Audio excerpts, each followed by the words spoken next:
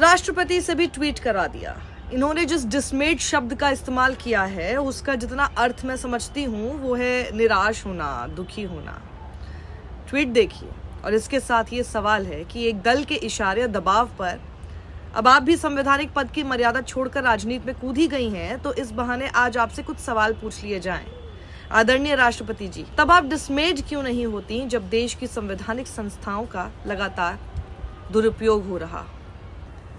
तब आप डिसमेड क्यों नहीं होती जब चुनाव आयोग की स्वायत्तता पर संकट खड़ा हो रहा?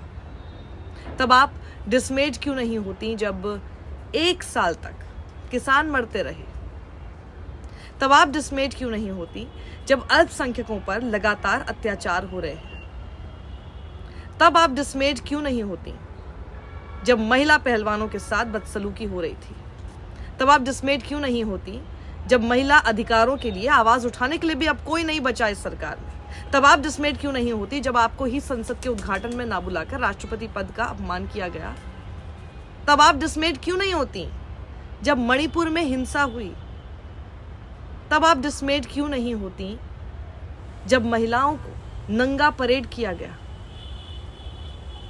तब आप डिसमेड क्यों नहीं होती जब संसद में एक सांसद के धर्म पर आपत्तिजनक टिप्पणियां की गई? सब खामोश हैं, कोई एक्शन नहीं। तब आप डिसमेड क्यों नहीं होती जब आए दिन ईडी का बेजा इस्तेमाल कर लोकतंत्र खत्म किया जा रहा है?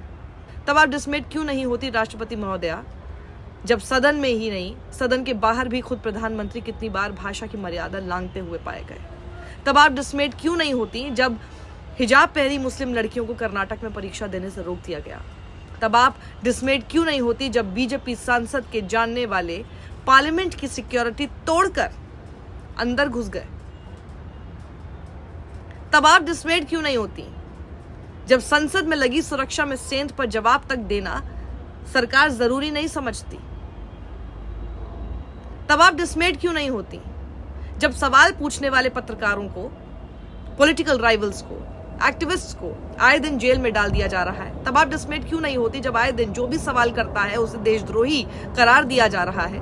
और तब आप डिसमेड क्यों नहीं होती जब संसद से 140 से ज्यादा सांसद निलंबित कर दिए गए? ये सब आपके डिसमेड होने के कारण क्यों नहीं बने हैं अभी तक? मैम, आप तो राष्ट्रपति हैं, संविधान की पहली रक्षक। आपको अपना दायित्व आज पहली बार ही क्यों नजर आया? सोचिएगा, अगर सच में संविधान की चिंता है तो। और एक विनम्र सुझाव है, उपराष्ट्रपति के रास्ते पर मत चलिए महोदया। तो इस तरह का ट्वीट राष्ट्रपति महोदया से भी करा लिया गया। एक तरह से राजनीति में उनको भी अब उपराष्ट्रपति की ही तरह धकेल दिया गया है।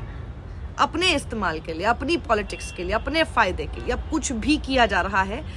सभी जितने संवैधानिक संस्थाएं हैं उनको तो वैसे ही अपने काबू में कर लिया है। सब कुछ तो डिस्क्रेडिट हो ही रहा है। ऐसे ऐसे पदों की भी गरिमा अब किस तरह से गिराई जा रही है वो आप देख सकते हैं। राहुल गांधी से जब मीडिया ने, उसी गोदी मीडिया ने, जिसकी आंख में आंख डालकर एक बार फिर राहुल गांधी ने उनसे कहा कि कभी तो न्यूज दिखा दो। जब सवाल जवाब हो रहे थे तो राहुल गांधी अपना जब जवाब दे रहे थे तो उसके बाद उन्होंने कहा कि भैया आप कैसी कैसी चीजें चल रही हैं, कैसी कैसी बातों पर आप लोग खबरें दिखा रहे हैं, किन मुद्दों पर यहाँ पर बात नहीं होती है, लेकिन उस मिमिक्री के बारे में चर्चाएं ज्यादा हो रही हैं। जिन मुद्दों पर होनी चाहिए उस मुद्दे पर कोई चर्चा नहीं होती। तो भैया आप लोग कभी तो न्यूज दिखा दो। ये एक बहुत बड़ा तमाचा है उस गोदी मीडिया के मुंह पर, जो बिल्कुल उन्हीं सब संस्थाओं की तरह कंट्रोल में आ चुका है जिनकी बात मैं अभी शुरुआत में कर चुकी हूँ। ये बेहद ही दुखद है और हर पद की गरिमा मुझे लगता है कि ये एक पार्टी, कुछ लोग अपने फायदे के लिए गिराने पर तुले हुए हैं।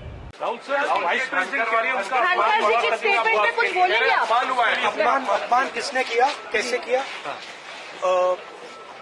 वहाँ पे एमपीज बैठे हुए थे, मैंने उनका वीडियो लिया।